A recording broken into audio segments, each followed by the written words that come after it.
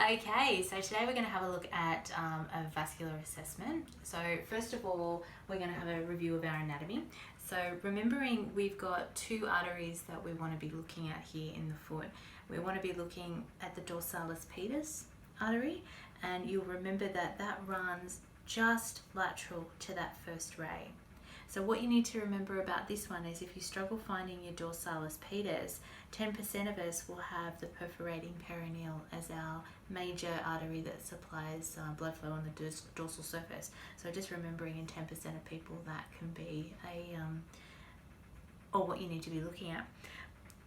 Looking back here for the plantar surface, we have the tibialis posterior that wraps just behind the medial malleolus. It's quite tight and it runs through there with your flexor tendons. So what we're going to do first up is we are going to palpate for where you think the artery should be. And the thing to remember when you're palpating is not press the artery too hard. If you press the artery too hard, you run the risk of collapsing the side of the artery, and you collapse that, you won't feel the pulse. So this one I can feel is running right about here. So what I'm going to do is grab the gel, give us a little bit of gel on the top of the foot there. Now, when we're going to use the Doppler, what you need to remember here is that the Doppler should be at about a 45-degree angle to where the artery is running.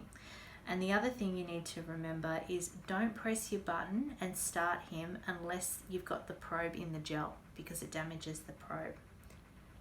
So let's start him up and have a bit of a feel around until you can get a really nice sound.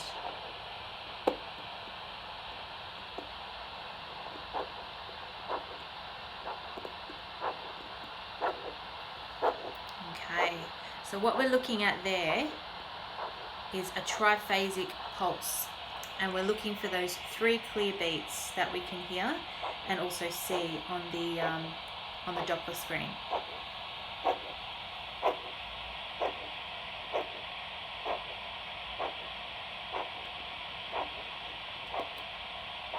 Okay. All right, now we're going to have a look at the post-tib artery. So remembering that it's sitting just behind the medial malleolus.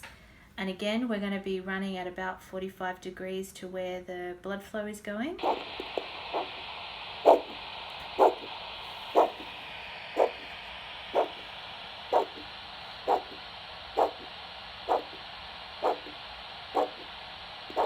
So what we're looking for there is the 3 peaks, but we want to be able to make sure that we can hear those really clear beats.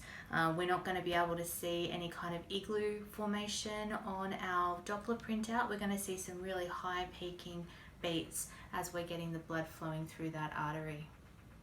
Okay.